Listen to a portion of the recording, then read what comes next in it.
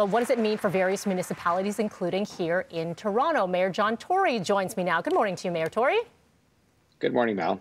All right, so let's break down the dollars for what this means. It is a massive budget, which we knew it was going to be. You overall are pleased with the money that's coming our way. Well, I mean, the provincial and federal governments have stood behind cities, including the city of Toronto, because we've had huge shortfalls because of things like transit ridership being down. And we've also had hugely increased expenses as we've tried to look after some of the most vulnerable people, seniors and homeless people during the pandemic. And they've maintained those supports. They have provided for some increased supports for small business, for tourism, which I think are going to help us to stabilize and, get on the path to recovery. And so I think those kinds of things are things that we welcome. We will still need to make sure that we get some of the money to address this year's shortfalls in things like transit, because the ridership is not coming back right away. And I'm going to be continuing to work at something that has not been explicitly addressed in the budget, namely supportive housing. But I've had some very encouraging discussions with a number of the ministers, and I'm just going to keep at that. So, overall, I think it's going to be a budget because of its stabilizing features, because it addresses, getting us on a path to recovery that I think will help Toronto to stabilize itself and to begin to recover. Some of the dollars coming our way, including the vaccination effort and just the information that was coming out this morning. And I will applaud you in this one with our city's efforts. 419,665 vaccine doses have been administered in Toronto. I believe it's the first health unit in Ontario to reach that figure. The next units being Peel and York with just over 100,000. So it is significant. We are moving. Again, it's a matter of supply, but when we have it, it's going well. And as well, I've heard a lot of feedback with Thorncliffe Park, that community hub, and just how efficient it ran. With previous days, we've seen some long lineups, but it's going well so far. What more would you like to see? Well, it's supply, and supply, really, because we have the capacity. We will have ultimately 9 of these mass immunization clinics open, I guess 10 if you include Thorncliffe Park, which is one that's run by the Toronto East Health Partners and the Michael Garron Hospital, and they're doing a great job. But I think at the end, we have the capacity to ramp these clinics up to do even more, but of course we're dependent upon supply. And the same is true of the pharmacies. I mean, the pharmacies have lineups from people who want to go and get the injection there, and if they can get some more supply, then they're going to be better off in terms of accommodating all the people who want that. So I think supply is the #1 consideration. We are ready to go with a ramp up in capacity, and we hopefully we'll do that on schedule, but it's all dependent on supply. As we look at the numbers with COVID-19 in this third wave, we've got a lot of messages from people who work in the beauty industry, personal beauty.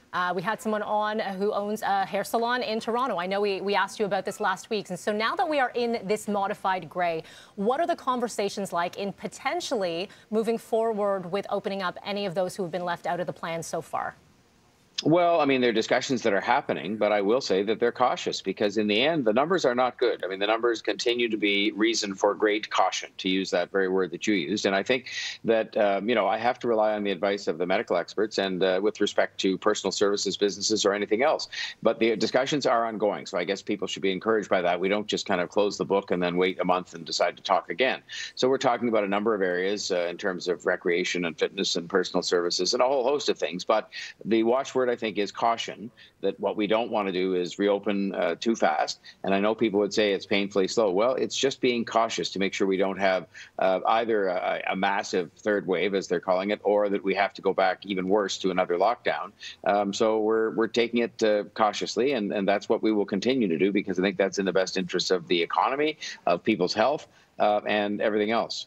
I think no one wants to go to another lockdown, that's for sure. We only want to move forward. I want to move forward in this conversation, talk a little bit of sports.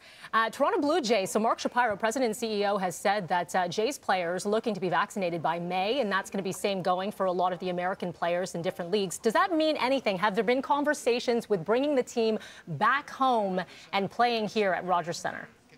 I understand that there have been sort of the inklings of conversations, but nothing that's really happened very formally as yet, because I think most of the teams have indicated it's going to be some time, before they would come back here. And the complication isn't with our players getting vaccinated and whatnot. The complication is with all the other players that would be coming and going as long as the border is closed. And so I think that, that's been the complication. In hockey, they resolved it so that the Leafs could play in the Scotiabank Arena by having an all-Canadian division, so you don't have people crossing back and forth on the border. If you you look at baseball, basketball, TFC, the problem there is with the border and the teams coming back and forth, leaving and coming and going from Toronto, as well as our own team coming and going. So great that the Jays are going to get vaccinated. I think they're going to be an exciting team this year, and we'll look forward to having them at home at some point in time. But there really isn't at this moment anything that is imminent based on discussions that are taking place or not taking place. It's just another one of those issues where you have to take it cautiously, and where the fans will be back in the stands soon, the teams will be back in the city soon, but not next week by any means. All right, we have run out of time here, but Mayor Tory, you are going to stick around. You're sticking around for. You have no idea what they're going to throw your way, right? Okay. No, I don't. Okay, we're going to throw to Sid and Dina. Always a pleasure, Mayor Tory. Thank you.